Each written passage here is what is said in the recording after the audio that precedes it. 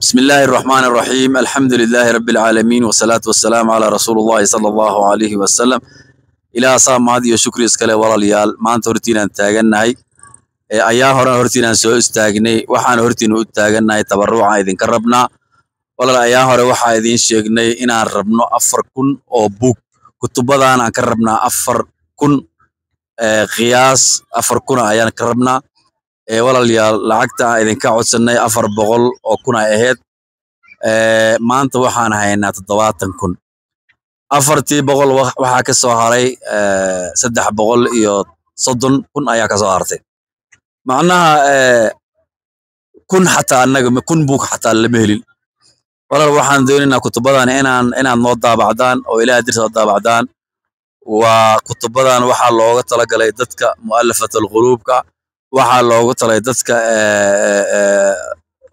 وحبا بارا معناها Islam in the Bible, Islam in the Quran, buugan labada dhinac buu ka sheekeynaya macnaha aayadaha aan soo bixina iyo maadooyinka aan ka hadalno kulli halkaan ay ku qoran yihiin qofka muslimka haddii loo dhiibo uu akhristo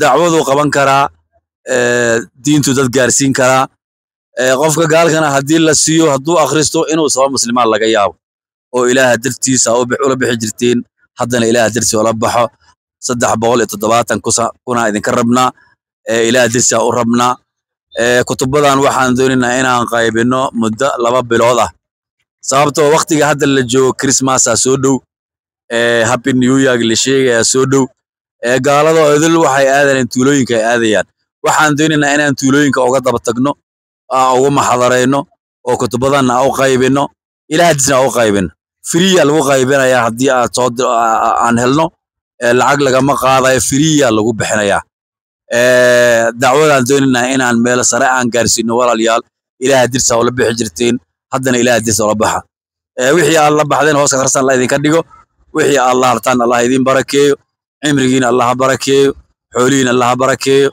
أولادين الله بركة والدين ذنول هذا الانتهاب الله ونحرسته مسلمين تكوبك الله عافية كو عافظ ولا لوزي بارك الله فيكم أن لنا ولا ليال إلى درس ولا بحجرتين haddana ilaaha darsi wala baxa maanta adduunka aan joogna laga yaabo berri inaan joogi doonin waa dad mu'allafatul qulub ayaa loo rabaa dadka gaaladana waa lagu soo qalbigooda lagu soo dumaya walaaliyaal waa sadaqatul jaariya ilaaha darsi wala baxa waalidiinta oo horumarin kartaa adiga naftaada oo horumarsan karo adduunkan muddo yaraan joognaa wixii aan ilaahay horta ula tagi lahayn aan la imaanna walaaliyaal ilaahay horta aan wax geysano maalin ammaanta heena u baxsan doonaa yeersan wax geysan walaal aan intaasan ku soo gabagabeynaya sadaqo barakallahu fiikum aan leenahay assalaamu alaykum wa rahmatullahi wa barakatuh ustaad Sulaiman karibu sana شكرا sana شيخ علي أعوذ بالله من الشيطان الرجيم بسم الله الرحمن الرحيم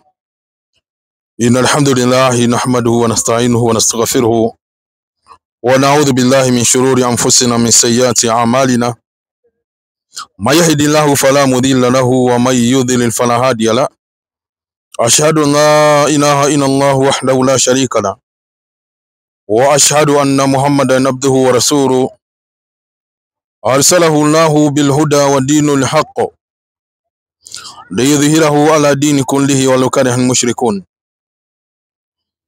Baada ya kumshukuru Mwenyezi Mungu mwingi wa rehema na mwenye kurehemu, Mwenyezi Mungu ambaye hakuzaa wala hakuzaliwa wala hana anayefanana naye hata mmoja, Mwenyezi Mungu ambaye haonekani, yeye ni wa tangu na tangu, hudumu milele, yeye Mwenyezi Mungu ambaye ni uwezo unaoweza usiowezwa na chochote kilichowezeshwa, na vile vile kumtakia rehema na amani mtume wa mwisho, nabii wa watu wote, jemedari wa umma, Nabii Muhammad sallallahu alayhi wasallam.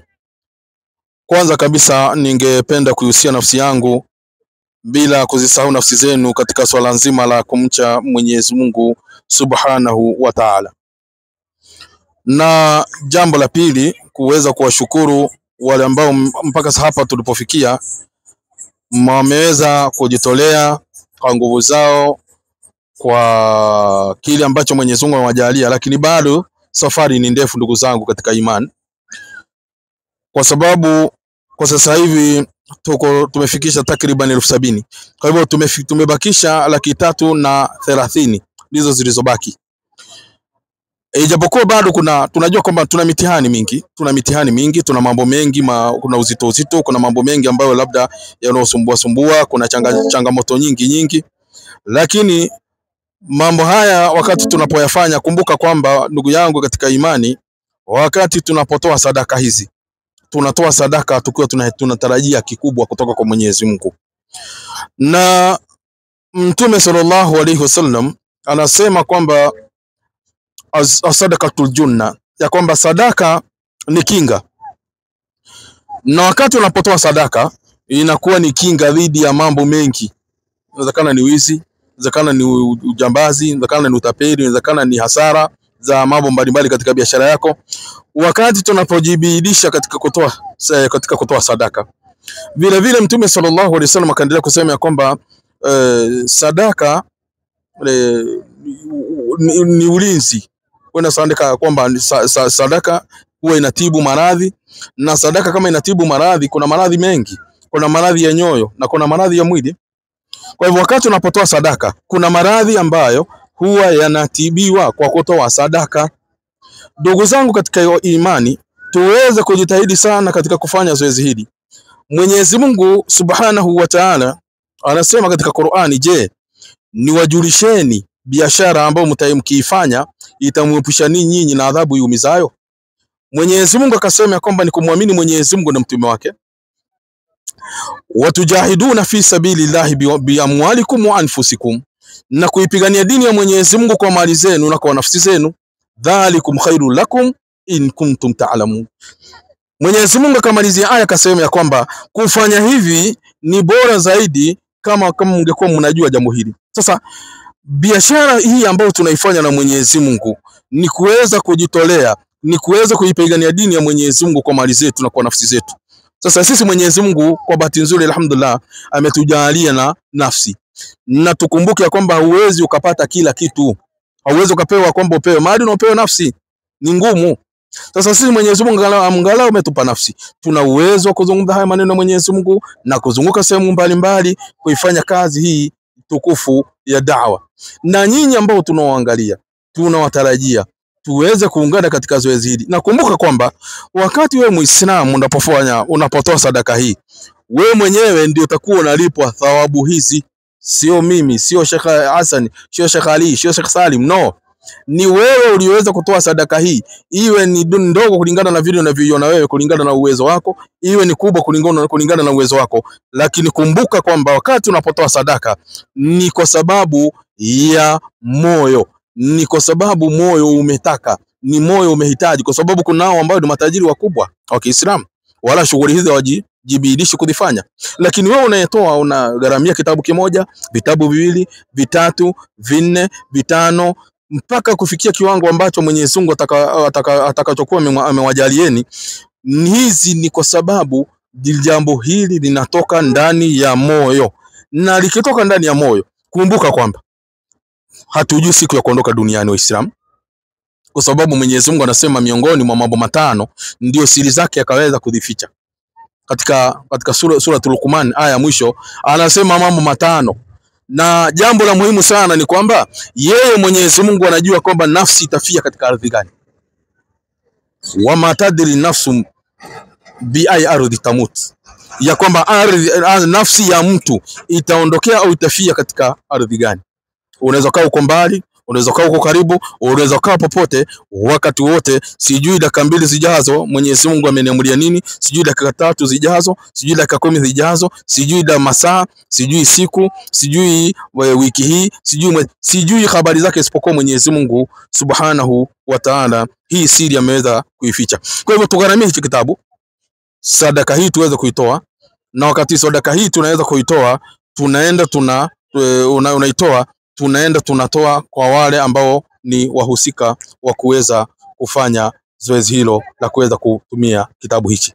Na wakati unapotumia kitabu hiki Muislamu, ukumbuke kwamba Mwenyezi Mungu atakulipa thawabu kila wakati kitabu au kwa muda ambao kitabu hiki kitakuwa kinatumika, iwe ni mwaka, iwe ni miaka miwili, iwe ni miaka mitatu, tutakuwa tumemaliza hii habari. Lakini kitabu hiki kikiendelea kusomwa na wale ambao watakaokuwa ni wahusika, kumbuka kwamba wewe mtakuwa unalipwa thawabu kadiri ya kitabu hiki kitakuwa kinatumika. Kwa hivyo Muislamu, tunakuomba kwa heshima na taadhima ya kwamba tuweze kufanya zoezi hili haraka, na tuweze Mwenyezi Mungu kwa kadiri ambayo Mwenyezi Mungu atakavyokuwa ametujalia. Usiseme ya kwamba sitatoa, sitagharamia.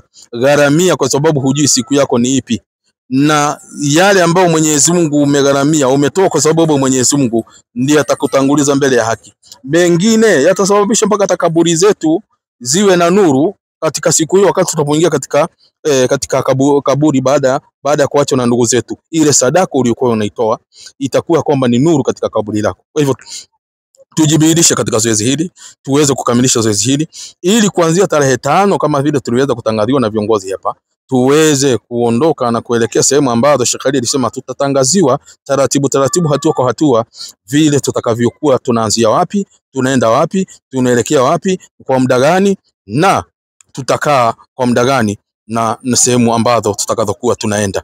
Kwa hivyo Waislamu, tukumbuke kwamba tufanye zoezi hili, na Mwenyezi Mungu atufanye wepesi tuweze kujibidisha katika kutoa sadaka hizo, na Mwenyezi Mungu atufanyie wepesi. Tuna mitihani mingi. Mwenyezi Mungu pia kwa sadaka hizo aweze pia kutusamea dhambi zetu, aweze kutufanyia mambo yetu kuwa ni mepesi, aweze kuongoza ndoa zetu ziweze kuwa na wepesi, ziweze kuwa ni za kheri kwa watoto wetu, jamaa zetu, ndugu zetu, na vile vile Mwenyezi Mungu atudhibitishe nyayo zetu katika dini hii yake tukufu, na vile vile ayajalie waliotangulia mbele za haki, ayajalie makaburi yao kuwa ni bustani miongoni mwa bustani za peponi, wala asijalie kuwa ni mashimo miongoni mwa mashimo ya moto wa jahannam. Wa bihaki Muhammad wa alihi tahirin, walhamdulillahi rabbil alamin. Naam, shukran walimu Suleimani na Sheikh Ali kwa yale ambao umezungumza maneno mengi kabisa.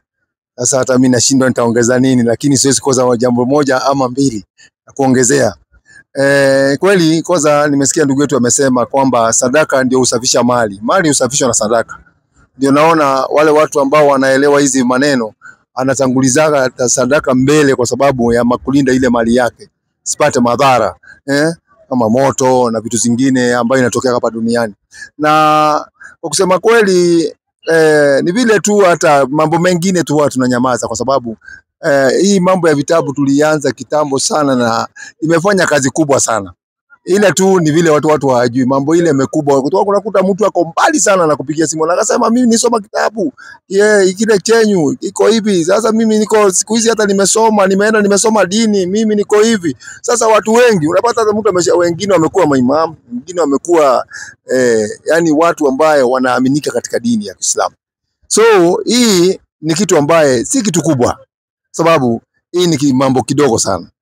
Hii hata ukipata yani tuseme yani hawa ni tuseme kama Waislamu kama Waislamu 30 na tukisema kila mtu anatoa 10 Waislamu 33 yani mtu akajitolea akasema mimi nitatoa 10, mwingine anasema anatoa 5, mwingine anasema anatoa 20, na nikasema kuna watu ambao wako na uwezo wa kutosha ambao wanaweza kusema Sheikh, hata hiyo mimi wacha hiyo ni imebakisha ngapi nitamaliza wako, kwa sababu Mwenyezi Mungu ndio unaona katika jana tumegawanywa na daraja.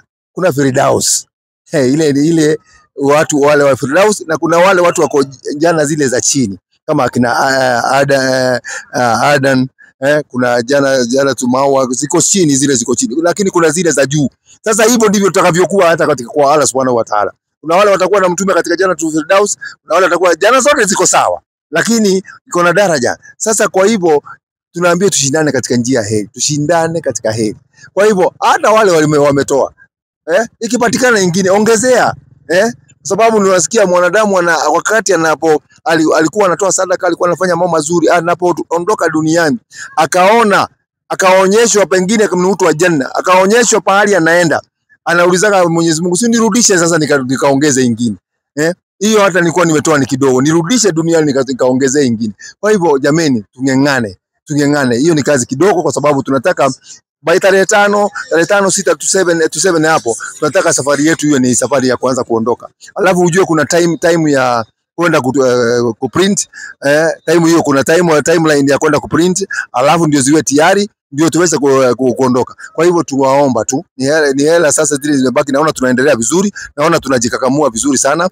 Kwa hivyo imefika 370 na 300 imefika 70,000, imebaki 370 na 330, sorry 330, lakini already 70 imeshapatikana, na kwa hivyo bado hata hatujafikisha ile vitabu 1000.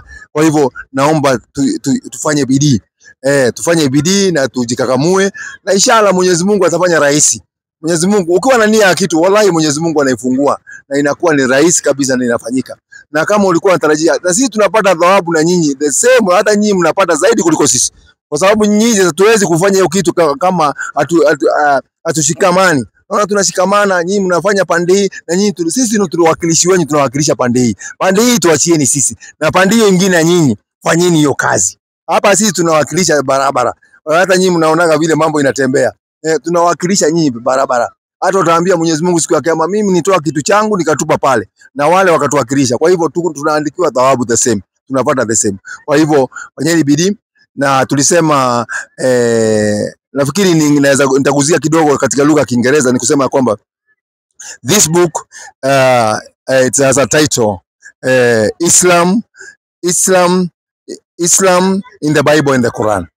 So this book talks about all the topics which we talk, all the topic which we lecture people, giving dawah, telling people Jesus was not crucified, Jesus is not God, Jesus is not the Son of God, people, Muhammad is the last prophet of this world, Isa was sent to the Bani Israel. So this book talks a lot, and we need these books within about 4,000 copies, and one copy is 100 shilling, Kenya shilling.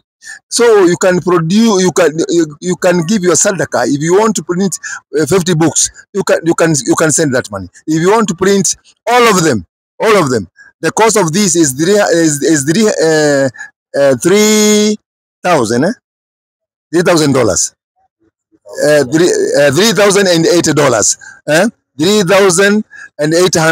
$3,800 to print this book, because we need 4,000 copies. So if you can print 10 copies, 100 copies, 200 copies, 300 copies, it's okay, because you can give the sadaqah as you wish to give that sadaqah, and ask Allah to give you that courage, so that you can give sadaqah, so that when you print this book we are giving people for free. We are giving non-Muslim for free. Even Muslim, we are giving them so that they can teach themselves how to do dawah, and so they can propagate dawah to non-Muslim. So we are giving both, but majority of the books are both to the non-Muslim. And the Muslim who don't know how to do dawah, you give them book so that they can go and teach themselves, so that they can propagate dawah to the non-Muslim. So please donate generously. We need this book, and we need in the shortest time possible, because our safari is coming on maybe on the 5th or 7th next month, and we want, by the timeline, and there's time, there is time for printing this book, and so we have a very short time. So inshallah, we ask Allah so that He can grant us mercy, all of us, and those people who are with us all the time. May Allah forgive their sins. May Allah grant them Jannatul Firdaus to be with our noble Prophet Muhammad sallallahu alaihi wasallam. Assalamu alaikum warahmatullahi wabarakatuh. Wa alaikum assalam warahmatullahi wabarakatuh. Baada ya kumshukuru Allah subhanahu wa ta'ala na kumtakia rehema na amani zimfikie Habib Mustafa, nabii wa umma, nabii ambaye ametimilizwa kwa walimwengu wote, mwisho wa anbiya, si mwingine mbali ni Mtume Muhammad sallallahu alaihi wasallam. Rehema na baraka kutoka kwa Allah subhanahu wa ta'ala zimfikie yeye na nyumba yake na sisi ambao tumemfuata mpaka siku ya mwisho. Ni jioni nyingine tena tumekutana katika viwanja hivi. Hapa ni katikati ya mji wa Nairobi, katika viwanja vya Jacaranda, na huwa tunakuja pia tunaweza kuzungumza maneno ya Mwenyezi Mungu na kuweza kufikisha ujumbe wa Mwenyezi Mungu kwa viumbe vyake, na pia tunakutana na watu aina mbalimbali na tunaweza yani kufundishana maneno ya Mwenyezi Mungu. Sio shabiki wala ni nini, bali ni kutaka kujua yule Mola ambaye alituumba ni nani. Kwa hivyo kwa majina mimi naitwa Hassan Karioki na niko na kakangu hapa, sijui anaitwa nani, atanitueleza jina lake, alafu baada ya hapo tutasikia ni yapi ambaye angetaka kujua kutoka kwa Waislamu. Kwanza kwa majina unaitwa nani? Kwa majina naitwa Frederick Mwangi. Frederick Mwangi. Asante sana Frederick. Nafikiri Waislamu nawaonaga sio? Ikiwa timu gani nao? Ni marafiki. Naona kila saa msikitini huko wakitembea wamevaa makanzu na nini, sio? Sasa swali gani ungetaka kuwauliza ambaye pengine linakutatiza? Unasema hii swali mpaka nijue kiini chake ni wapi na wapi. Na usiogope kuuliza maswali, hata yale unasikiaga tunawekelewa. Unajua sisi huwa mara mingi tunawekelewa maswali mambo mengi sana. Hata tunafanya hivi, mambo mengine hata si ya kweli, ni mambo mengi ni hata si ya kweli, ni ya urongo. Hebu swali la kwanza ungetaka kutuuliza ni gani? Okay. Swali la kwanza lenye ningetaka kujua mimi binafsi. Yes. Kuna tukisoma Biblia kuna mahali tunaambiwa Mungu kuna Roho Mtakatifu, kuna Mwana. Yani wakiwa wote watatu wanakuwa kitu moja, wanakuwa ni Mungu. So kulingana na dini yenu inasema Yesu si Mungu. Yes. Haya, na sisi tukitumia jina la Yesu katika Ukristo inatusaidia sana kama kufukuza ma demons. Kama wakati tunaomba, wakati tuseme unafukuza shetani ukisema tu kwa jina la Yesu, pepo anatoka. Kwa nini ikuwe yeye si Mungu na tukitumia jina yake kama ilivyoandikwa bado inaleta yani inatusaidia. Naam. Swali lake iko sawa. Ameuliza maswali mawili yamefuatana. Ameuliza kwamba yeye kama Mkristo wanafundishwa kwamba hapa kuna mambo matatu. Hapa kuna Yesu na kuna Roho Mtakatifu na kuna Mungu. Yote ikishikana inakuwa kitu kimoja. Alafu akasema swali la pili ya kwamba hawa wakitaja jina la Yesu huwa mapepo inakimbia kabisa, inaenda. Wakitumia jina la Yesu mapepo inakuwa inatoroka, inaenda. Sasa nyinyi katika dini yenu ya Uislamu mnasemaje kuhusu haya maneno? Swali lako ni swali iko mzuri na umeuliza katika njia nzuri kabisa, na mimi nitajaribu na mwalimu wangu Suleiman kulijibu hiyo swali kadri Mwenyezi Mungu atatupa uwezo wa kuweza kulijibu kwa ufasaha kabisa. Kwanza, kitu ya kwanza, sisi Waislamu hatuna kama kule kwenyu, yani ya kwamba vile mnasema kwa jina la Baba, la Mwana na Roho Mtakatifu, si ndio? Ambayo yote mnasema inakuwa kitu kimoja. Kitu kimoja. Na wanatoshana wote, sio? Ama watoshani? Yesu ndiye Mungu. Yesu ndio Mungu. Naona sasa. Hata ndugu kaka yetu hapa anasema pia Yesu pia ndio Mungu mwenyewe. Sawa, sio hivyo ama sio hivyo inakuja? Sasa kwanza tuache hii ya miujiza kwanza. Tumalizane na hii ya kwanza kwamba kuna kwa jina la Baba, la Mwana na Roho Mtakatifu, ambao ukasema katika hao watatu ukasema pia Yesu ni Mungu mwenyewe. Si ni kweli sasa? Katika Uislamu sisi tunaambiwaje? Qurani yetu kuna vile Mungu ametuambia kuhusiana na mambo kama haya. Nafikiri ni Qurani 5 nafikiri 72 nafikiri kama sijakosea. Kwa sura tu Al-Maida ama sura ya meza. Qurani 5 umeshaiona Qurani? Hapana, hii ndio mara ya kwanza. Ndio mara yako kuanza kuona Qurani. Naona imeandikwaje hapa? Hii lugha unaijua?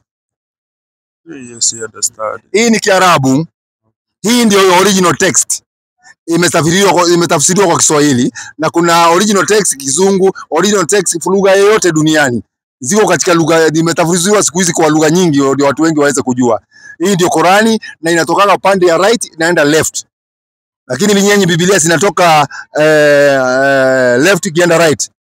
Sasa sisi na Mayahudi na lugha na kabila nyingine sijui ni pande ya kuna kabila kadhaa katika duniani wanaandika kutoka right wakienda left. Sawa? So hivyo ndivyo, hii ndio Qurani sasa. Sasa hiyo tunasoma sura ya 5 aya ya 72 nafikiri. Kama sijakosea. Kwa jina la Mwenyezi Mungu mwingi wa rehema na mwenye kurehemu. 5:72 mpaka 73 mwalimu. Bila shaka wamekufuru wale waliosema. Sasa hapa Qurani inaeleza sasa hiyo itikadi ya kusema Mungu ni watatu, Mungu Baba, Mungu Mwana na Roho Mtakatifu. Kwa mujibu wa Waislamu na Qurani ambao wanasoma inasemaje? Hakika wamekufuru waliosema Mwenyezi Mungu ni mmoja katika wale waungu watatu. Angalia, Qurani inaweka mambo wazi. Inasema wamekufuru.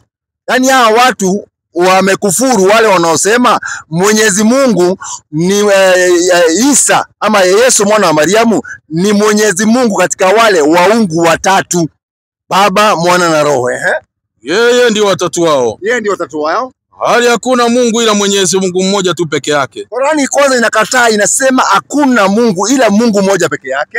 Na kama hawataacha hayo wayasemayo, ndio yakini itawakamata wale wanaoendelea na ukafiri miongoni mwao adhabu yumizayo. Kwa hivyo Mungu anasema wale wanaosema Mungu ni watatu, hiyo ni ukafiri. Ndio Mungu anasema kama hawataacha hayo, Mwenyezi Mungu adhabu yao itakuja kuwashika siku ya kiyama. Unasikia kwanza hiyo ni Qurani sasa vile inasema hivyo. Kidogo ni swali. Uliza tu. Tunaendelea tu polepole ndio tuweze kwenda sawa sawa. Okay, sisi sote si tumeumbwa na Mungu. Tumeumbwa na Mungu. Kuna hapa mahali penye tunasema hata kama tunaweza kuwa tumepotea tukiwa Wakristo, hakuna venye Mungu anaweza achilia tu dunia mzima yenye watu wote ni Wakristo watu wataenda kwa shetani. Maybe hiyo hapo kuna ukweli ati bado kuamini kwetu kwa Yesu bado tuko light.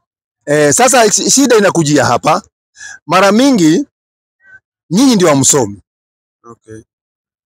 Shida yenyu kubwa ni kutokusoma. Kukubali msomewe na mtu mmoja na watafsirie. Akwambie yeye ndio ako na roho ya kutafsiri. Wewe huna roho. Kwani wewe una roho? Kwani wewe huwezi elewa? Naweza elewa. Si unaweza elewa? Yeah. Lakini ukitegemea mtu mmoja ndio unaona shida kama hii inakuja. Wewe umeambiwa Mungu ni watatu na ukakubali. Unaambiwa kuna Mungu Baba, Mungu Mwana, Mungu Roho Mtakatifu. Lakini je, Biblia umeshai kuingia deep ujue hiyo maneno ni ya kweli ama ni ya urongo? Nimeshajaribu kuingia deep. Umeshai kuingia deep. Hebu niangalie kama umeingia deep. Wacha nianze huko mwanzo. Kwa sababu katika dunia hii, katika wale manabii wote walitumwa na Mungu, manabii wote tangu kuanzia kwa Adam, hakuna nabii alikuja hapa duniani akasema Mungu ni watatu. Hata mmoja. Kuanzia kwa Nuhu, kwa Musa, kwa Daudi, kwa Suleiman, kwa Yesu na kwa Muhammad. Wote hakuna mtu alikuja duniani akasema Mungu ni moja. Hebu sikiza hii 6:4 Kumbukumbu la Taurati. Watu ingie sasa kwa kitabu chako kidogo. Si ndio unasoma? Hebu sikia 6:4. 6:4 mwalimu wangu. Inasemaje? Inasema sikiza Israeli. Bwana Mungu wetu Bwana ndiye mmoja. Musa anasema Mungu ni wangapi? Mmoja. Lakini hapo Yesu hakuwa amekuja. Sasa Yesu hakuwa amekuja. Kwa hivyo Musa anaambia watu Mungu ni ngapi? Ni mmoja. Ni moja. Hapo Musa tu nauliza Musa tena. 4:15 Kumbukumbu la Taurati. 4:15 mwalimu wangu. Jihadharini nafsi zenu basi. Kwanza mnaonywa, watu wanaonywa mjihadhari katika nafsi zenu. Maana hamkuwa na umbo la namna yoyote siku ile Bwana aliyosema nanyi kutoka kati ya moto. Msije mkajiharibu nafsi zenu. Mkafanyaje? Mkajifanyia sanamu ya kuchonga. Kwenye kanisani Katoliki siku na sanamu. Mimi si muumini wa Katoliki. Wewe si Katoliki endelea. Mfano wa sura yoyote. Mfano ya sura yoyote. Mfano wa mwanamume au mwanamke. Unasikia? Unaambiwa usichonge sanamu yoyote, mfano wa mwanaume ama mwanamke. Na kuna watu ambao hizo sanamu wako nazo katika pale wanaabudu. Si ni kweli si wako nazo? Endelea. Mfano wa mnyama yoyote aliye duniani. Mfano wa ndege yoyote arukaye mbinguni. Ndio. Mfano wa kitu chochote kitambaacho juu ya ardhi. Endelea. Mfano wa samaki yote aliye majini chini ya nchi. Tena usije ukainua macho yako hata mbinguni. Na ulionapo jua na mwezi na nyota na jeshi la mbinguni lote pia ukawashawishiwa na kuviabudu. Unasikia? Sanamu ufai kuabudu. Kwa hivyo ukiona bahari kuna sanamu, kwanza unafaa ukimbia mbio. Mungu anasema usichonge sanamu yoyote, mfano wa mwanaume na mfano wa mwanamke. Na kuna sanamu inachongwa ni ya Yesu. Si ni kweli? na kuna sanamu ambayo imechongwa ni ya Mariamu. Kwanza ameshika mtoto. Kwa hivyo unaambiwa bahali popote utaona sanamu kama hiyo, usije akili yako ikashawishika ukaabudu vitu gani. Tena siku hizi naona watu wananunua picha hapa, maposters wanaweka kwa nyumba, wanasema ni Yesu. Na zinawekwa kwa gari. Na huo ni mzungu alikuwa anacheza sinema ya Yesu. Muitaliano, tunamjua mpaka jina yake. Watu wengi wanajua hata kwa mtandao. Alikuwa anacheza sinema ya Yesu, sasa watu wanamchukua na yako kwa nyumba yake, ati ni Yesu na abudu. Unaona mtu anaingia kwa nyumba, anafanya hivi kwa jina la Baba, la Mwana na Roho Mtakatifu. Ama sio hivyo watu wanafanya? Kwa hivyo hiyo ni makosa kubwa sana. Kwa hivyo Musa anasema Mungu ni mmoja. Tutoke kwa Musa, tuende kwa wengine, sio? Ama tuende kwa Yesu direct. Huyu Yesu ambaye watu wanaabudu wakisema ni Mungu. Je, Yesu alikubali yeye ni Mungu? Na Yesu je, kama alikuwa naabudu Mungu gani na hali yeye ni Mungu? Hiyo si ni swali ya kujiuliza. Mungu anaweza abudu Mungu mwingine? Sasa hapo kwa mfano, huyu ni Mungu Mungu anaweza abudu Mungu mwingine na wanatozana. Sasa hapo alikuwa kimwilini, sasa anaombea wenye wako kwa hii dunia. Kwani Mungu anabadilika? Si lazima agaigia akiwa mtu ndio aweze. Yaani Mungu atoke mbinguni aingie akiwa mtu. Yaani Mungu awe mtu. Mungu anaweza kuwa mtu? Aje. Hosea 11:9. Mungu si binadamu. 11:9 Hosea. Inasemaje? Mungu hatoka mbinguni huko atakuja hapa duniani. Hata wana wa Israeli waliambia Musa tunataka kuona Mungu. Wakaambia waangalie ile mlima, wakaona imepasuka, wote wakakufa hapo. Alafu tena Mungu akawafufua. Sio mchezo. Inasema mwalimu wangu. Sitatumia ukali wa hasira yangu. Ndio. Sitarudi kumwangamiza Efraimu. Kwa sababu? Kwa maana mimi ni Mungu. Si mwanadamu mimi. Kwa hivyo Mungu anasema yeye sio nini? Mwanadamu. Lakini Yesu alikuwa mwanadamu, hakuwa binadamu. Si alikuwa amezaliwa na Roho Mtakatifu. Je, alikuwa mwanadamu ama hakuwa mwanadamu Yesu? Yesu alikuwa mwanadamu, alikuwa ng'ombe.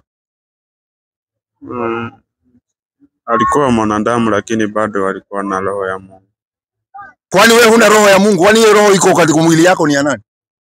Sisi zote tuko hapa tuko na roho ya Mungu.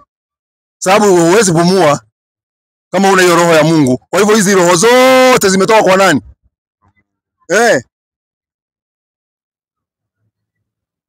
Narudi kwa Yesu sasa. Wewe tumalizane na hii mambo ya Yesu kwanza, kwa sababu hapo unajua huyu itikadi ile amefundishwa Mungu ni watatu. Mungu Baba, Mungu Mwana, Roho. Na ndio naona ameniambia Yesu ni Mungu. Wacha tumuulize Yesu. Hakuna haja ya kumsemea. Tumuulize Yesu. Wewe ni Mungu ama si Mungu? Ama sivyo? Si wewe unajibu vizuri? 20:17 Yohana. 20:17 Yohana mwalimu wangu. Hiyo maandiko utaenda pia kusoma kwa Biblia yako nyumbani. 20:17 Yohana. Wacha Yesu ayajibu hiyo swali, yeye ndio mzuri wa kujibu. Inasema mwalimu wangu. Inasemaje? Yesu akamwambia. Akamwambiaje? Usinishike. Usinishike, anaambia yule mama usinishike mimi. Kwa maana sijapaa kwenda kwa Baba. Lakini nenda kwa ndugu zangu kawaambie. Nini? Ninapaa kwenda kwa Baba yangu naye ni Baba yenu. Kumbe baba ya Yesu ndio baba ya kina nani? Baba yenu Endelea. Kwa Mungu wangu. Mungu wa nani? Mungu wangu. Mungu wa nani huyu anasema hapo? Maliza.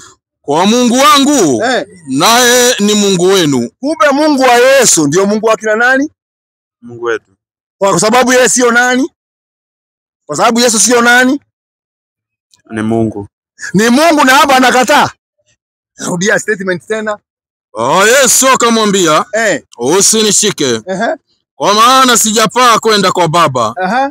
Lakini nenda kwa ndugu zangu kawaambie. Kawaambiaje? Ninapaa kwenda kwa Baba yangu naye ni Baba yenu. Kwa Mungu wangu naye ni Mungu wenu. Mungu wa nani? Mungu wangu. Nani huyu anasema wangu? Mungu mwenyewe. Nani anaongea statement? Ni Yesu anaongea. Anasema naenda kwa Mungu wa Mungu wake. Kumbe Yesu ako na Mungu wa Mungu wake. Na huo Mungu wake ndio Mungu Mungu wetu. Kwa sababu yeye sio nani? Sio Mungu. Umeelewa hiyo? Hapana, lakini si kuna baada tunaona kuna mwanamke aliyemguza nguo Yesu wakati alikuwa anapita, na tunaona alikuwa anapona. Kwa hivyo alikuwa na ile nguvu ya uponyaji. Nguvu ya uponyaji manabii wengi walifanya. Elijah alifanya, Elia alifanya. Manabii wengi katika Biblia walifanya nguvu. Musa alipiga bahari, maji kaenda pande hii na kaenda pande hii. Hiyo zote ni nguvu za Mungu.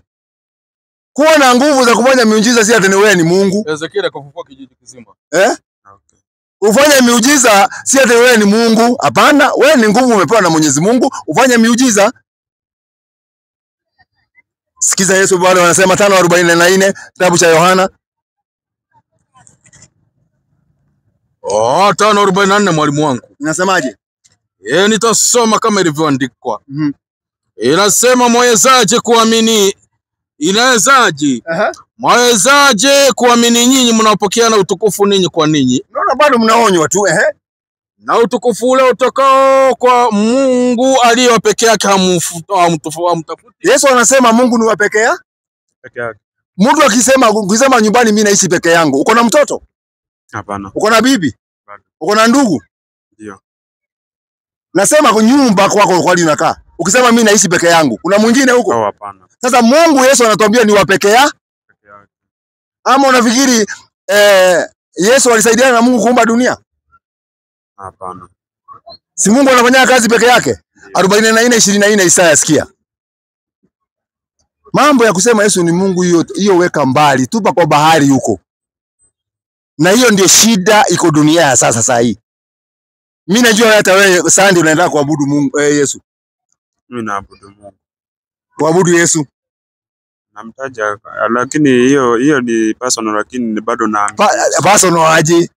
Sasa unajua kuna penye nitataja Yesu na bado kuna maana nitataja Mungu. Sawa, soma. Bwana mkombozi wako. Asema nini? Yeye aliyekuumba tumboni asema hivi. Mimi ni Bwana nifanyaye vitu vyote.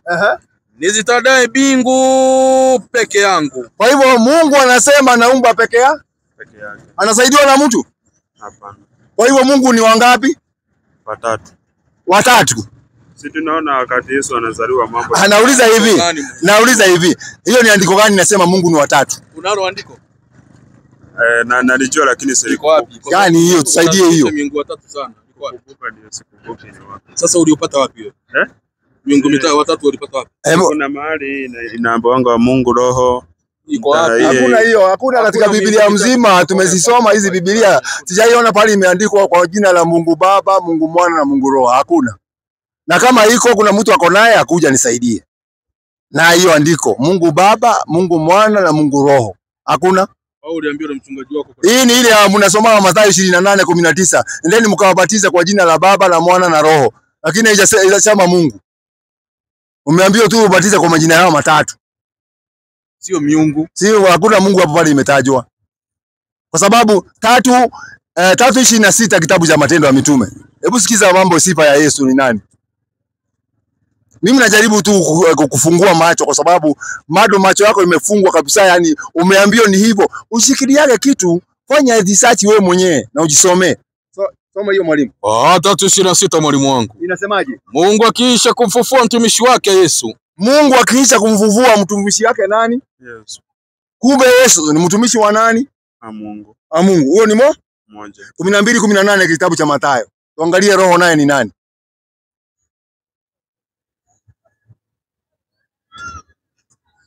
Oh, 12. 18. Inasema mwalimu wangu. Tazama mtumishi wangu niliyemteua.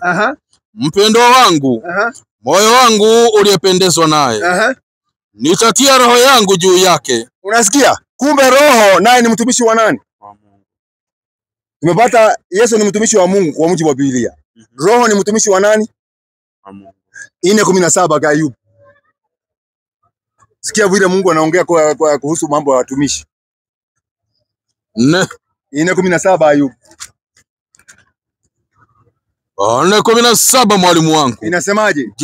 Je, binadamu atakuwa na haki kuliko Mungu? Je, mtu atakuwa safi kuliko muumba wake? Endelea. Tazama. Yeye hawategemei watumishi wake. Mungu hategemei watumishi wa?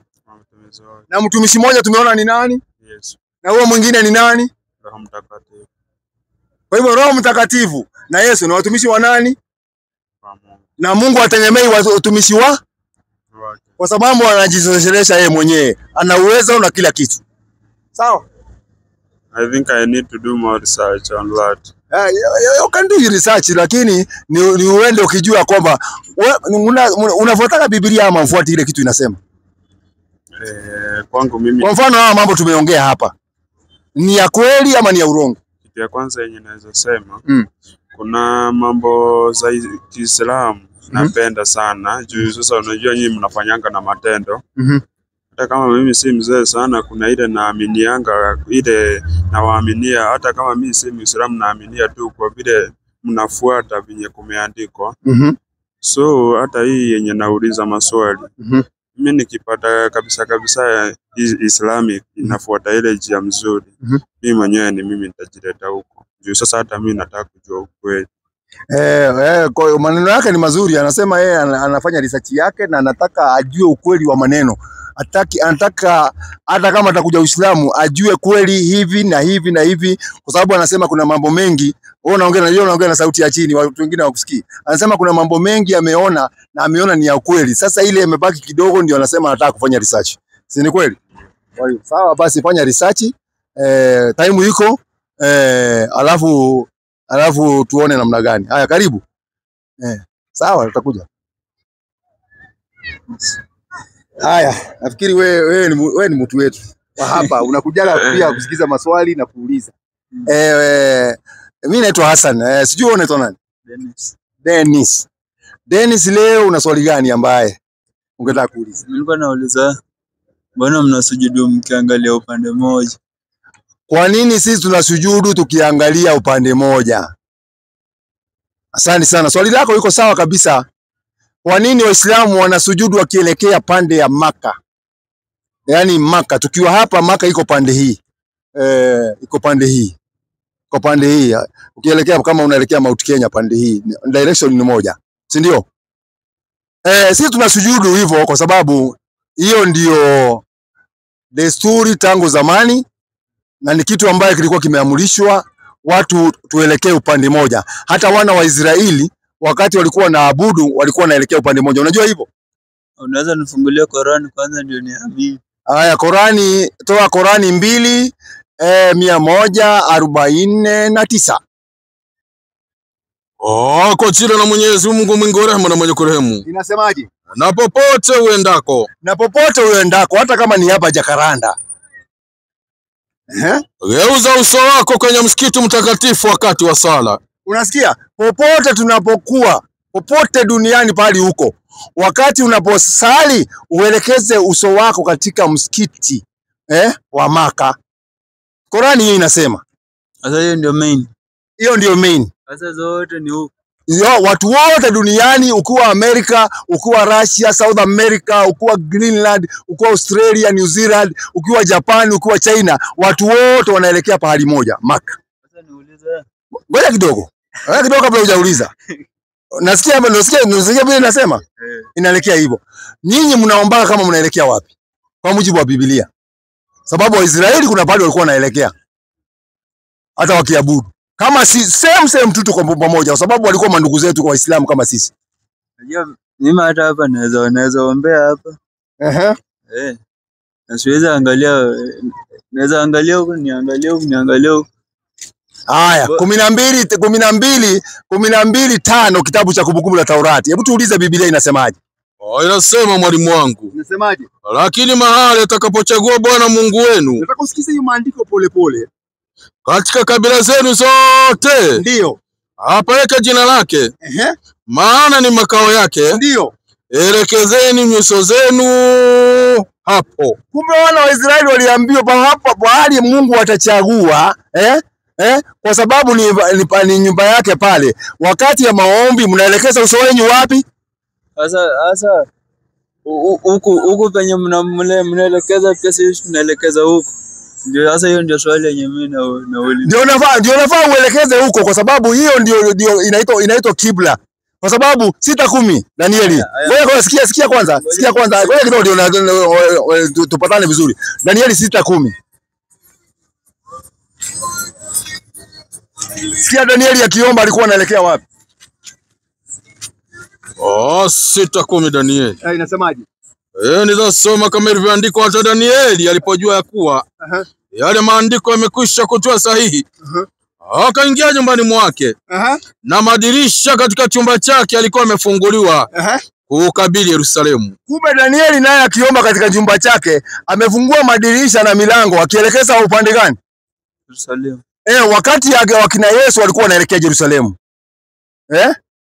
Wakati alipokuja Nabii Muhammad ikaelekezwa katika nyumba ya Maka, kwa sababu Maka ndio nyumba ya kwanza duniani ambayo ilijengwa kwa sababu ya ibada. Na miaka miwili ya kwanza mtume alielekea kwanza Yerusalemu kwanza. Miaka miwili ya kwanza. Na mbona nyinyi msielekeze huko? Baadaye akabadilishwa kitu. Ilibadilishwa, Mungu alibadilisha. Mungu alibadilisha. Funga Qurani, fungua Biblia. Wafalme wa pili 23:27. Wa kwanza wa pili, hebu angalia wa pili kwanza. Yerusalemu ilibadilishwa kitambo. Wafalme wa pili ngapi? 23:27. Angalia wa pili. 23:27 mwalimu wangu. Bwana akasema, nitahamisha Yuda. Hiyo ni Wafalme wa pili 23:27. Sikiza sasa kwa nini Mungu aligeuza kutoka Yerusalemu ikapelekwa mji wa Maka. Bwana akasema, Mungu akasema, nitahamisha Yuda pia mbali nami. Nami nilivyohamisha Israeli, nami nitatupa mji huu nilouchagua. Kwanza Yerusalemu inawekwa kando. Nani anasema hiyo? Mungu. Anasema anaitupa Yerusalemu. Alafu afanya nini? Naam. Yerusalemu. Na nyumba ile nilionea jina langu litakuwa humo. Unasikia? Anabadilisha Yerusalemu, anasema kuna nyumba. Ngoja kidogo nitumalize. Anasema kuna nyumba nyingine. Hiyo nyumba nyingine alisema ninajua ni nyumba gani? Ndio nataka. Unataka kuijua? 3:96 Quran. Ungemalizia tu hapa hivi ndio nijue penya. Sasa nyumba hiyo haiko hapo, haijaandikwa. Imeambiwa na nyumba ile, ili utabiri ukamilike. Tuangalie hiyo nyumba ni gani, na kama sio wewe utatuambia ni gani. Haya. Soma Quran. Kwa jina la Mwenyezi Mungu. Mwingi wa rehema na mwenye kurehemu. Na kwa yakini nyumba ya kwanza iliyowekwa kwa ajili ya watu kufanya ibada ni ile iliyoko Maka, yenye baraka na uongozi kwa ajili ya walimwengu wote. Unasikia hiyo maneno? Hiyo ni Qurani. Haya, funga Qurani Isaya 2:2. Tusikonde. Sijali baba. Anza ziko zote vitabu vyote ukitaka anza zote ziko. 2:2 sawa. Hebu niambie hiyo nyumba ni gani sasa iko inatajwa na Biblia? Ndio hiyo. Hiyo nyumba sasa hiyo ndio tunasikia. Inasema mwalimu wangu. Nataka usikize pole pole. Usiwe na pressure. Sikiza tu taratibu. Inasema na itakuwa katika siku za mwisho. Sasa tuko nyakati ya mwisho. Bado. Nyakati ya mwisho tuko wakati ya mwisho sasa. Bado hata mimi sijui zitafika siku zitafika. Wewe basi huko nyuma huko analog bado. Na itakuwa katika siku za mwisho. Mlima wa nyumba ya Bwana. Mlima wa nyumba ya Bwana. Nyumba ile nyingine ilitupwa. Mlima wa nyumba ya Bwana. Utawekwa imara juu ya milima. Kumbe huo mji utakuwa umezingirwa na milima. Endelea. Nao utainuliwa juu ya vilima. Tena utainuliwa, utakuwa on top. Na mataifa yote watafanyaje? Watauendea makundi. Nataka uniambie duniani. Na ngoja tulia kidogo. Ndio nakwambia apumua kwanza, pressure pole pole. Tunaambiwa kuna nyumba katika nyakati hizi za mwisho. Hiyo nyumba itainuliwa kwa milima na itakuwa imezingirwa na milima, na mataifa yote ya duniani watakuwa kienda huko makundi. Hebu niambie ni wapi watu wanaendaka makundi duniani? Usinione. Lakini hawajasema Maka. Mimi sikuuliza ni Maka, na kuuliza tu hiyo bahari watu wanakutana dunia mzima, makundi ni wapi? Si useme, mbona unaona haya? Si popote yote. Wapi? Nataka uniambie pahali watu wote wanakutana kwa hiyo mlima na hiyo nyumba iko juu ya milima.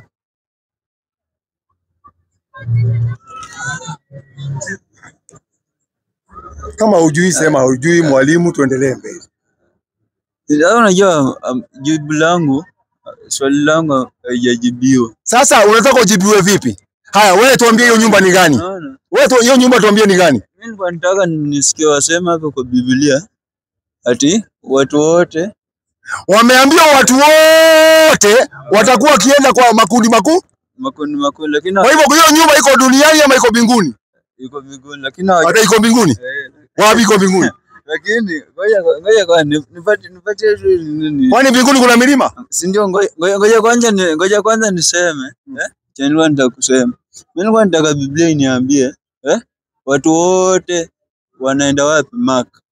Maka huko hivyo. Unaona? Na sijasikia wakisema, unaona? Nyinyi mmesema ati Qur'an nasema watu wote wanaenda. Sasa kwa Kristo ni wapi wanaendaga sasa? Haya, nyinyi mnaendaga wapi? Okay, sawa. Tuoseme ti Maka. Nyinyi mnaendaga wapi? Kwa kanisa. Kwa kanisa. Kanisa wapi? Wapi? Sehemu ambayo mnakutanaga sehemu moja duniani. Inasema mataifa yote ya dunia wanakutana hapo makundi ni wapi? Kwa milima. Wewe nani, kama unataka swali utakuja. Usiongee nje kama una mic. Wewe ngojea tukuja kwa hapa uongee na sisi. Hata naweza ingia hapa. Hapa kuna mlima hapa? Makundi. Nakuuliza hapa kuna milima? Hakuna milima, lakini Biblia imesema milima, haijasema milima. Imesema hiyo town itakuwa wapi? Kwenye milima, lakini unaona. Ngoja kidogo. Haya, unajua mimi nataka kupeleka na njia nzuri. Je, ile ibada wewe unafanyaga ibada ni ibada gani? Kwa kanisa. Naenda kwa kanisa kuabudu Mungu. Unaabudu Mungu vipi? Mrudishe shukrani hivyo. Mrudishe shukrani. Kivipi? Yaani vile amenilinda wiki mzima hadi niende wapi? Kwa kanisa. Ngoja kidogo. Nyinyi hakuna mtu ambaye anafanya maombi yale Yesu alikuwa anafanya. Hata wewe ufanyi na wengi wenyu hawafanyi. Tuulize Biblia.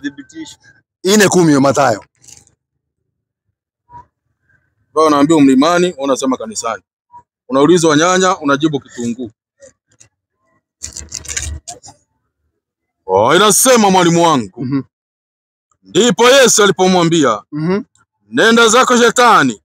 Kwa maana imeandikwa, msujudie Bwana Mungu wako, umwabudu yeye peke yake. Hiyo maneno ni ya nani? Mungu. Si ndio hapa? Lakini sasa nauliza maneno hiyo ni ya nani? Aliambia shetani. Akamwambiaje? Nani aliambiwa? Si Yesu aliambia shetani. Akamwambiaje? Alimwambiaje? Rudia kusoma. Haya, wacha nichukue swali lingine. Naona. Nani wa mwingine swali? Ukitaka yani swali unauliza swali ile unataka kujua kuhusu Uislamu, ukitaka tukuulize pia sisi tunataka tukuuliza, unachagua, chaguo ni lako. Unataka uulizwe ama uwe. Uulizwe. Sitajua mjadala ni nini. Si mjadala. Niulize swali yoyote inahusiana na Uislamu. Waislamu si unaona ndio sisi tumekuja hapa.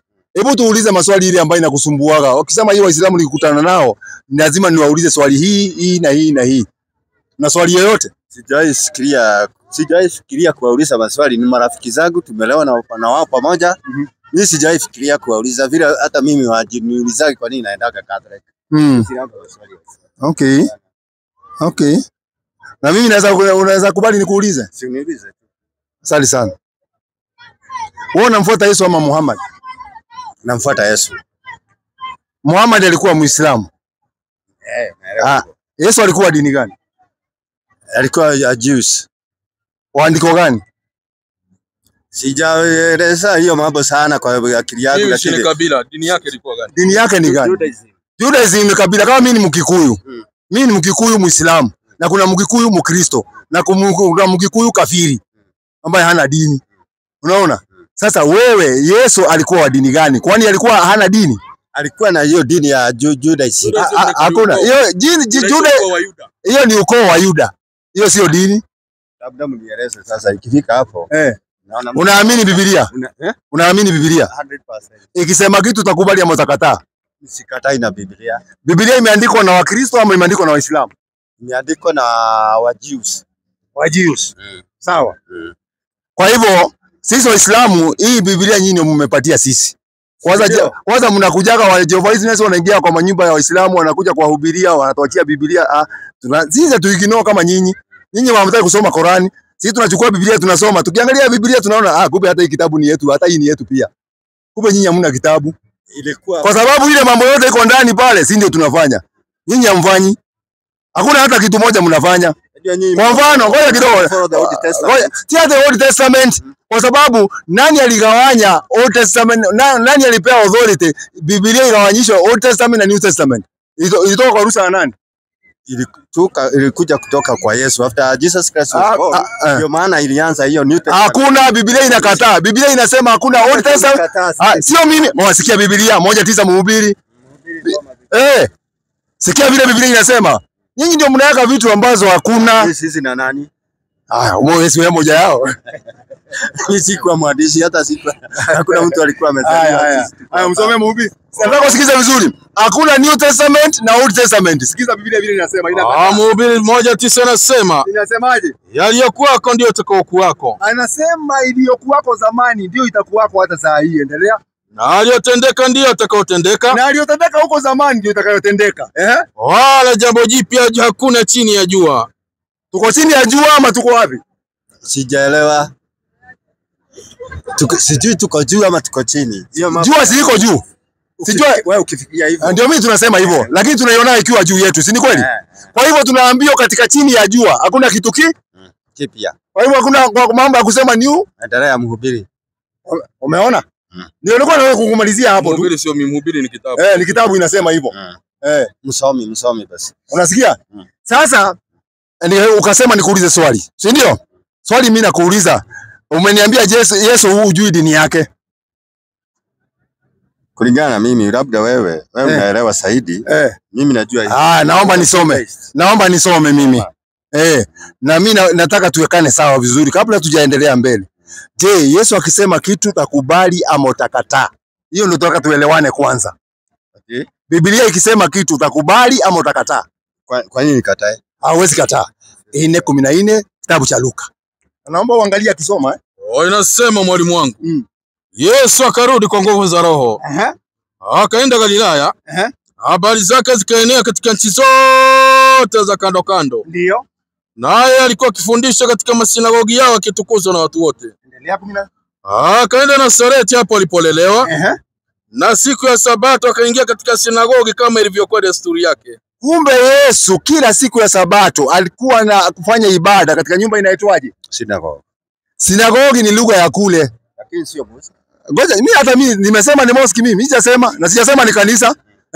Mimi sijui. Wewe sinagogi ni nini? Wewe unajua? Mimi sijui. Wewe ndio unaelewa, si utuambie. Ndio. Okay. Haya, angalia dictionary ya Biblia inasemaje? Sinagogi. Naomba uangalie vizuri. Msikiti wa Wayahudi. Hata kanisa ni msikiti wa Kristo. Ngoja kidogo, imeandikwa hapa? Sio lazima iandikwe hapa, hata nyinyi mnauliza. Haya, sawa. Ndio hivyo sasa, unaona? Ukweli, yani watu ukweli unauma. Yani kitu cha ukweli kinauma. Mpaka ametoroka. Sisi hatujaandika kitabu imeandikwa na kalamu imekauka. Sio sisi. Wenye kuandika Biblia ndio wameweka dictionary hapo nyuma. Wakasema ukiona neno sinagogi katika Biblia, ujue ni msikiti wa Wayahudi. Nani mwingine ako na swali? Wewe nitakupatia swali lakini unajua saa zingine unasumbuaga, lakini sawa, njoo tu. Kwa sababu ukisumbua mimi nitakutoa. Sisi tutakaa kwa sababu nataka tuwe taratibu ndio tuweze kuelewana. Sasa kwa majina kwanza unaitwa nani? Mimi naitwa Hassan Kariuki. Na wewe unaitwa nani? Mimi naitwa Musa. Musa? Yeah. Una jina lingine? Yako ni moja tu jina? Naitwa Musa. Musa peke yake? Yeah. Okay, sawa. Sasa kwa hiyo ID yake iko na jina moja, sawa? Kabla sijaendelea. Mimi sitaki ile nikejeli dini ya mtu. Sasa ndugu yangu, hapa hakuna mtu tangu tukuja hapa amekejeli mwingine. Sawa. Wewe umeshasikia? Wewe ndio unaleta hiyo sasa maneno hapa. Na ndio naona nilikuwa nakataa kukupatia mic. Haya, sauliza swali lako. Twende direct kwa swali lako.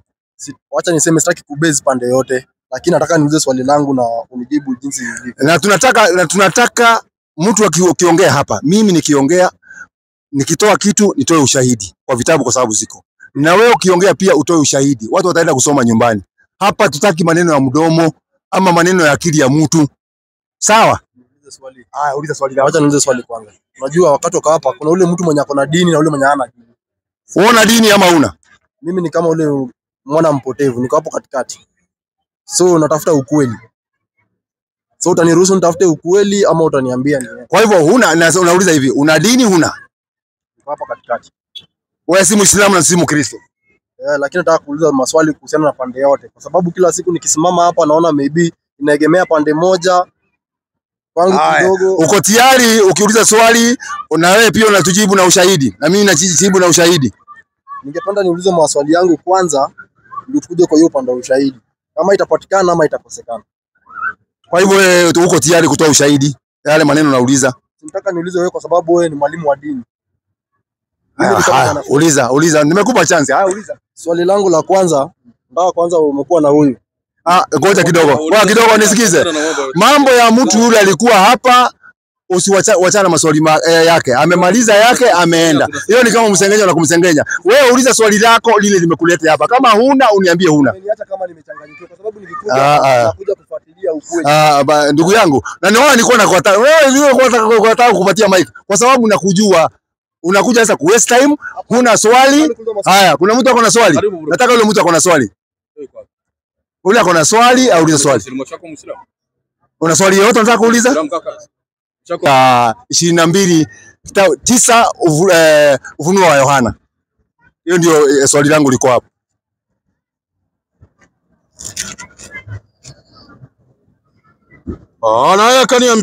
Naye akaniambia. Angalia. Usifanye hivi.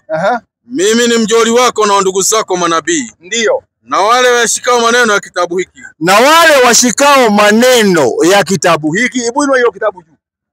Kama unashika maneno ya hii kitabu, ufanyaje? Msujudie Mungu. Biblia inasema kwa wale watu ambao wote wanashika maneno ya kitabu hiki cha Biblia, wafanyaje? Msujudie Mungu. Tangu uzaliwe umeshawahi kusujudu? Bado. Kwa hivyo wewe ushiki maneno ya kitabu gani? Biblia. Kwa hivyo wewe unapinga kitabu gani? Napinga Biblia. Unajua nini maana ya kusujudu? Kusujudu. Ni kuheshimu. Kuheshimu. Nyakati wa pili 7:3. Sikia maana ya kusujudu. Ndio mimi nawaambia nyinyi hamfuati hii kitabu. Hii kitabu wachieni Waislamu. Kwa sababu yale mambo yote imeandikwa hapa si ndio tunafanya. Nyinyi hamfanyi. Hakuna Mkristo bwana. Hakuna anafuata ile kitabu vile inasema. Soma.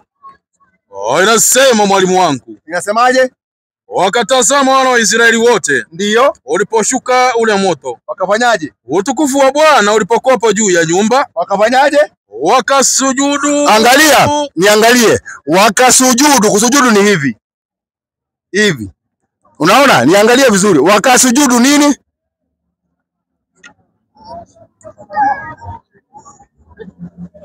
Soma, maliza. Wakasujudu kifulifuli hata nchi sakafuni wakaabudu. Nchi ni wapi?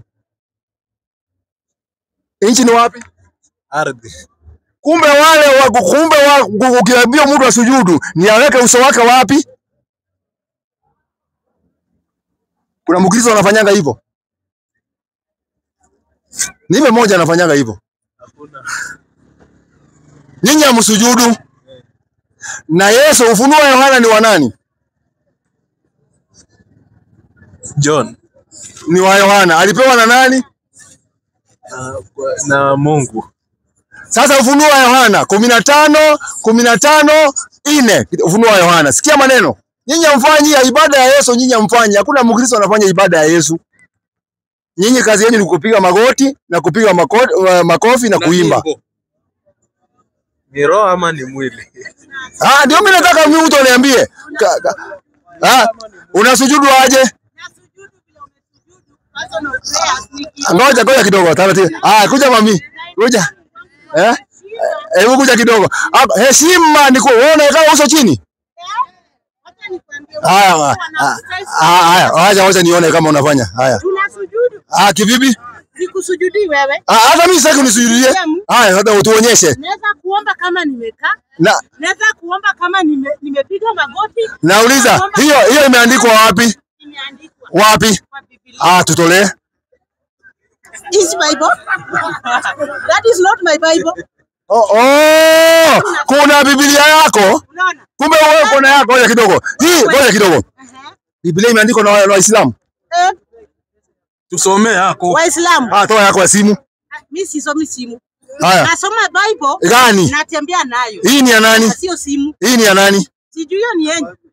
Waislamu wana Bible yao? Mna Qurani yenu. Hii Qurani ndio hii. Yetu ndio. Ngoja kidogo. Mami, kuja simama hapa. Mimi nimesimama. Nauliza hivi. Mimi angalia. Na kuangalia. Ita Mkristo yoyote. Ako na simu. Ngoja kidogo. Wako na simu. Ngoja kidogo. Wako na simu. Uko na Biblia yako hapo? Iko kwa nyumba. Kwa hivyo hii utaki. Kwa sababu hii ni Waislamu ndio waliandika. Si Waislamu waliandika. Mbona ukubali? Ukijua, wacha nikwambie. Mungu unatembea naye rohoni. Kwa sababu Bible inasema, unaona Bible inasema wafunzeni watoto wenu maandiko, waziandike kwa roho, waziandike kwa akilini, waziandike popote pale. So mimi ngoja kidogo, taratibu nakuuliza hivi. Mungu ni wangapi? Mungu ni mmoja. Na Yesu ni nani? Yesu ni mwana wa Mungu. Kwa andiko gani?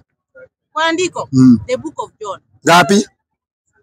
First, the Bible says in the first book of John, there was the word and the word. Soma vile imeandikwa. Anzisha pole. Kuanzia mwanzo imeandikwaje? In the beginning there was word, and the word was God, and the word was with God. Sasa word ni nani? Ni Mungu. Unasikia? Na Yesu? Yesu ni mwanawe. Okay, sawa. Sasa Yesu yuko wapi? Yesu amekaa mkono wa kuume wa Mungu mwetu Baba Mwenyezi. Kama nani huko? Cheo chake mbinguni ni nani sasa? Mwana wa Mungu. Akiwa mbinguni sasa. Ngoja kidogo. Ndio mimi nakuuliza hivi. Taratibu tu. Nataka kuongea naye pole. Sasa si Yesu yuko mbinguni? Ndio. Kule mbinguni sasa cheo chake ni gani? Yeye. Yesu ni mwana wa Mungu. Akiwa wapi? Akiwa mbinguni. Na akiwa duniani alikuwa mwana wa Mungu. Mwana wa Mungu. Okay, sasa. Wewe na Biblia nani mkweli? Bible. Mimi si mkweli. Mimi ni kazi ya mkono. Kumbe Biblia ndio kweli. Wacha tuisome, tusome tujue. Ametuambia Yesu akiwa mbinguni ni Mungu na alikuwa hapa duniani pia alikuwa mwana wa Mungu na alipoenda mbinguni akawa ni mwana wa Mungu. Si ni kweli hapo nimesema? Ni kweli. Nataka tuelewane vizuri. Haya, wacha tusome Biblia 7:55 Matendo ya Mitume. Hiyo ni kitabu gani? Matendo ya Mitume, Acts of Apostles. Ama unataka Mkristo akuje asome? Nani Mkristo anajua kusoma? Si ni Bible. Wacha isomwe, hii ni Biblia. Unakataa Biblia kuja usome. Njoo usome.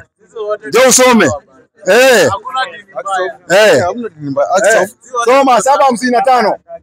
Nataka sikize. Wewe, sikiza wewe, ngoja kidogo nani? Sikiza kwanza uongee. Lakini yeye akijaa Roho Mtakatifu.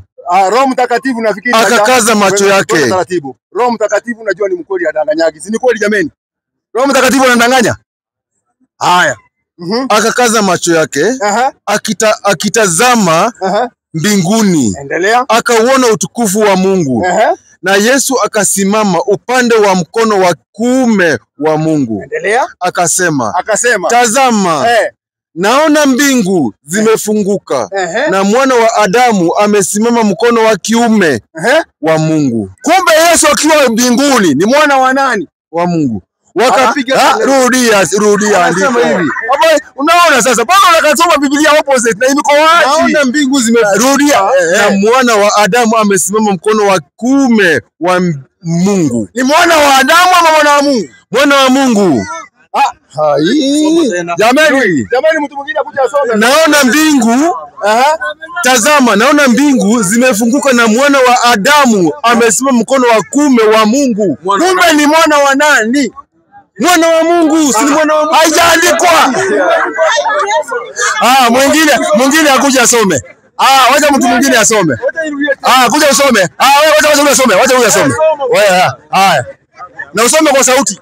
57. Soma 55. Lakini yeye akijaa Roho Mtakatifu. Soma vile imeandikwa.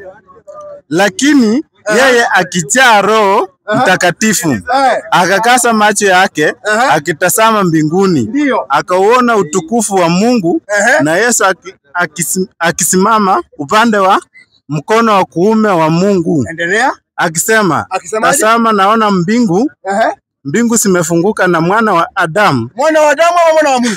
Mwana wa Adamu. Kwa hivyo sio na huyu mama alituambia ni mwana wa Mungu. Mwana wa Adamu amesimama mkono wa kuume wa Mungu. Asante sana. Kwa hivyo imeandika wazi. Yesu akiwa mbinguni ni mwana wa nani? Wa Adamu. Biblia ndio imesema. Mbona mnakataa Biblia? Yaani ngoja kidogo taratibu.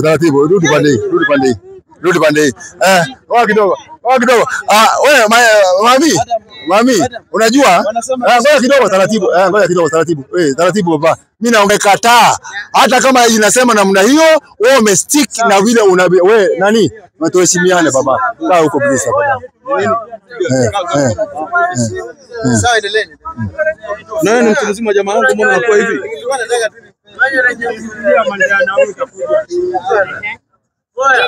Nafikiri mimi nimesoma andiko vile imeandikwa na imesema vile imesema, lakini wewe umesema piga ua hapo stoki. Umepinga Biblia mbele ya watu kabisa. Ngoja kidogo, umepinga kwa sababu imesema hivi akatazama juu mbinguni nani. Ngoja kidogo sasa, wewe mama akiongea kama una heshima, ampatie hata huyu mama heshima. Mama anaongea, mama nisemalizane na wewe ukuje. Sasa huyu anaingilia, si unyamaze tu. Mimi nimetoa andiko, nimesoma, imesema Yesu amekaa kule juu mbinguni kama mwana wa Adamu. Lakini wewe ukasema hiyo imeandikwa kwa Biblia ni ya urongo, ukasema Yesu ako mbinguni kama mwana wa Mungu. Kwa hivyo wewe na Biblia you are two things ambayo ni different kabisa. Biblia inasema yes, wewe unasema no. Unasikia? Na siwezi kukulazimisha kwa sababu kitu ya kwanza umesema wewe unasoma, una Biblia yako iko nyumbani. Sasa fanya hivi. Kesho ukipata nafasi, tuko hapa kila siku. Sawa? Wewe kuja na Biblia yako kesho. Tutasoma the same andiko, utaisoma mbele ya watu wakiona. Sawa? Iko sawa? Ndio. Lakini nataka urudi pale kwangu, maana Biblia inasema wakati wa mwanzo neno lilikuwepo na neno alikuwa nani? Hakuna mtu anapinga hiyo. Hata sisi tunajua neno linatoka kwa Mungu. Mimi kwa nini nasema hivi? Yesu ni mwana wa Mungu. Na Baba ameketi kuume, amekaa mkono wa kuume. Wewe unasema ambaye maandiko huna, kwa sababu tumeenda mbinguni tukapata ya kwamba akiwa mbinguni ni mwana wa Adamu, lakini wewe unalazimisha awe mwana wa Mungu. Wacha nikurudishe. Kwa nini Biblia yako itasema Yesu ni mwana? Si Biblia yangu, mimi sina Biblia yangu. Sasa nyinyi, hebu kwanza kidogo mwalimu.